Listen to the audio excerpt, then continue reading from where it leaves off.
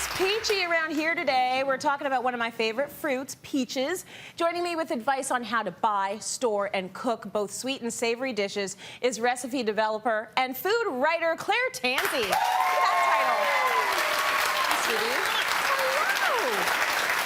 This time of year is great because as every month goes by, there's another fruit in season, and when you get them in season, they taste better than ever. Much better. So gorge. That's my #1 lesson is take advantage of it. Gorge. This is the time.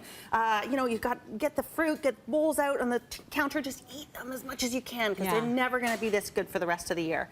So a favorite. I know it's a favorite of yours. It's a favorite of mine. Peaches. We're going to talk about how do you even choose peaches? How dare you? What are we looking for? Well, without like going and squeezing every last one. Yeah. Right? Okay.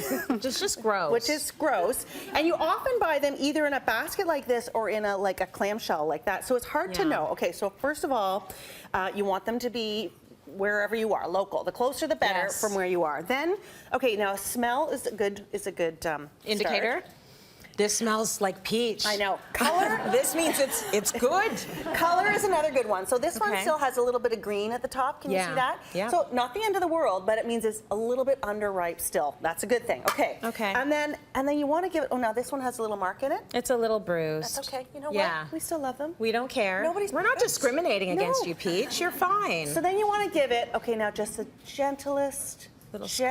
Squeeze. Like you're trying to figure out if your kid is actually awake or if they're just faking it. It's just gently. So it should give just a little bit. If it gives a lot, like if your finger goes right into it, it's done. And if it's really hard, then that's also fine. Bring them home. Because it depends on what you're into. I almost like it when it's not fully ripe yet. I like it almost on the cusp of ripeness. I want it to be crunchy. I'll be seeing you later, all right? Sorry, it's what I like in a peach. You know, everybody's different. Like with apples, some people like the starchy, some people like the crisp. I want it to be crunchy, my peach. All right, but juicy and sweet. But juicy and sweet. So the first thing you need to do when you get home, you're tempted to just take the basket and put it on the counter. Right? And then you're like, oh great, I've got peaches, I'm gonna eat them all week. Yeah. No.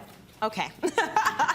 Get rid of the basket. Get rid of the basket. Get all of your peaches out of the basket, out of the clamshell, out of the bag, whatever. Because there's often one lurking at the bottom.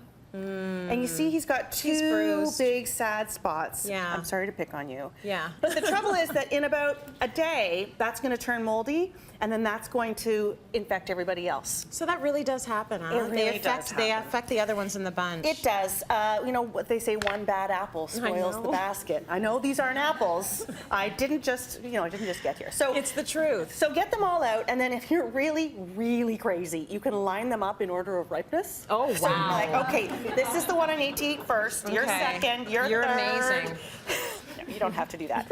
Okay, now the next big controversial question. Do you put them in the fridge or do you not put them in the fridge? Well, I'd like to know what you think about this. I mean, right now we have a fruit fly epidemic in my house, so everything is going in the fridge. We can't even get on top of that issue. But what are you supposed to do with them?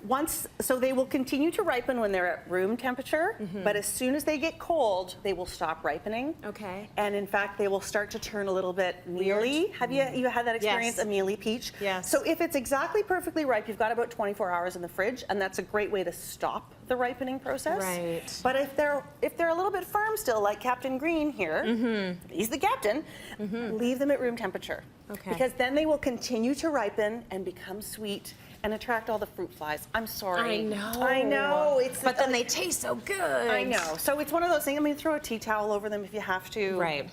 Okay, do what you got to do, but enjoy those peaches. What about washing them? Are we talking about washing them? Okay, so if you're gonna, you can just eat a peach like this. Put your mouth into it. I would wash it first. But if you're going to cook with peaches at all, I do recommend peeling them. Oh, okay. Yeah. So really, this is optional. Yeah. You don't have to do this. But if you want to peel a peach, let me show you how you do it. Okay. First, you stick your finger into it. So I've got myself a little ice bath here. Yep. Good for cooling down your muscles. And then I've got the opposite. I've got a boiling pot of water here. Okay. And then you take your peachy and you cut a little tiny X in the bottom of them. All right. Shall we do two? Why not? I feel like these are both going to be good. Okay. So what's going to happen here is I'm going to pop these into the boiling water. This is like a magic trick. I love this.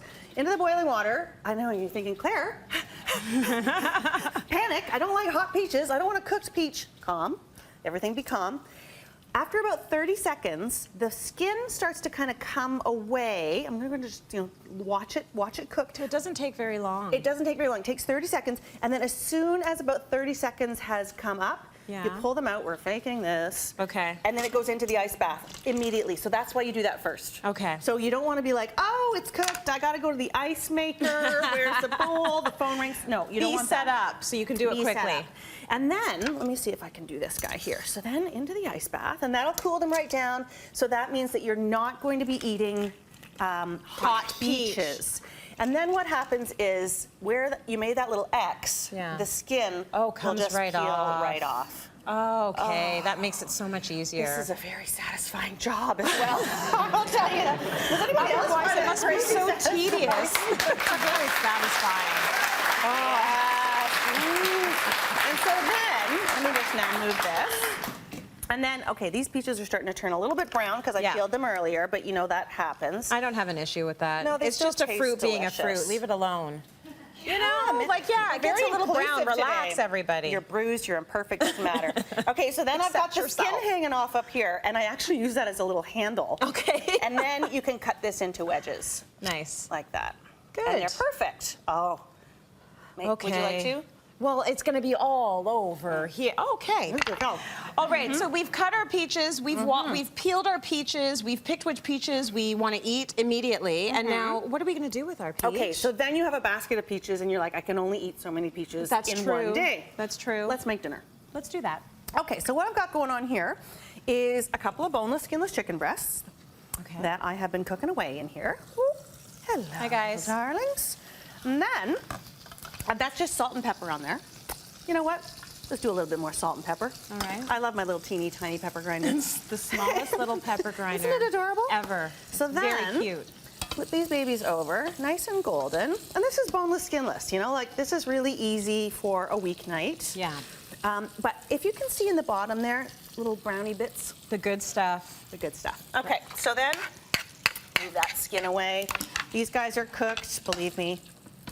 I promise. They've been in there a little while. And then, okay, so then you've got this lovely kind of saucy mixture of a little bit of butter, a little bit of oil, and a little bit of sort of chicken juice. Take a whole bunch of peaches. And put them in. Pop that in there. Look how juicy and beautiful they are. And then you stir that around, and what that's going to do is it's going to kind of mix with all of that gorgeous stuff in the bottom of the pan. And I was tasting this, and I thought, does it need white wine? Does it need cream? Does it need... No.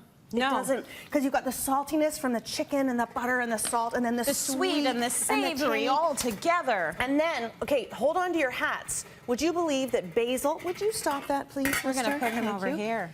Basil and peaches. Are a good combo. Amazing combo. So then, because my basil's gone crazy in my little garden. Go into the garden and pick it. Go into the garden and pick it, and then you serve that with a little bit of rice or couscous, and you've got this beautiful, absolutely beautiful, super fresh, 3-4 ingredient dinner? Very easy, and you know what? Summer. Use as much as you can of the fruit that is in season. It just makes sense. Claire, thank you for that. Cityline.tv for that recipe.